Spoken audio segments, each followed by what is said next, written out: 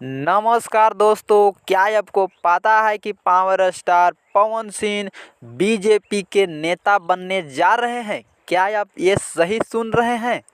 उसी के बारे में बताने वाले हैं, तो वीडियो में बने रहें। और जो लोग मेरे चैनल पर नए हैं तो चैनल को सब्सक्राइब जरूर करें, क्योंकि ऐसे ही तगड़ी वाली न्यूज़ मिलने वाला है। तो पावर स्टार पवन सिंह भाजपा के नेता बनने वाले हैं, भाजपा से चुनाव लड़ेंगे।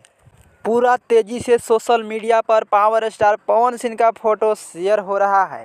वो बोल रहे हैं कि गाना भी आएगा और चुनाव लड़ेंगे हम, जैसे कि मनोज तिवारी चुनाव लड़े थे और रवि किशन लड़े थे, उसी तरह मैं भी चुनाव लड़ूंगा।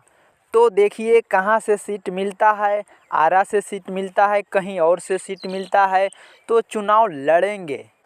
तो क्या ये सही कर रहे हैं पावर स्टार पवन सिंह? हमें कमेंट करके बताएं। क्या गाना अब नहीं आएगा? इसी तरह का न्यूज़ पाने के लिए चैनल को सब्सक्राइब करें।